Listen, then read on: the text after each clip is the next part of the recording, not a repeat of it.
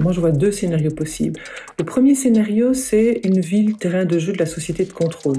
Une ville qui tente à normaliser, à réglementer et à contrôler, parfois à outrance, le comportement de ses citoyens, pour que tout le monde soit dans la même norme.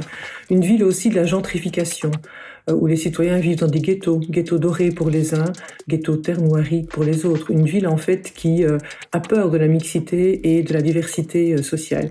Autre scénario possible, c'est celui d'une ville ouverte, une ville solidaire, une ville beaucoup plus verte, participative, une ville qui engage et qui implique ses citoyens et ses citoyennes sans discrimination dans la recherche du bien vivre ensemble, dans la recherche d'une cohabitation la plus harmonieuse possible avec la nature, avec les autres espèces.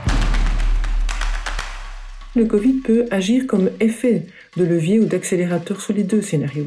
On a vu évidemment, et on le voit encore, au beau milieu de la crise pandémique qui est loin d'être terminée, le potentiel et le pouvoir des instruments de contrôle dont nous disposons aujourd'hui. Si ça se comprend et que c'est souhaitable en période de crise, il ne faut pas que ça s'inscrive dans la durée, il ne faut pas non plus que ça s'étende à d'autres domaines. Le Covid a aussi démontré que sur un territoire donné, sur la ville très souvent, des élans de solidarité émergent. Des élans absolument extraordinaires, que ce soit, on l'a vu à Genève avec la distribution de vivres et de colis au Vernet, on l'a vu à Lausanne avec la visite de jeunes auprès de personnes qui étaient totalement, personnes âgées, qui étaient totalement isolées. Maintenant, le grand enjeu pour moi de la ville de demain, c'est cette capacité à trouver et à impliquer les citoyens dans cette recherche du bien vivre ensemble et de la cohabitation harmonieuse. C'est également la capacité à considérer la diversité et la mixité culturelle et sociale, non pas comme une menace, mais comme une richesse.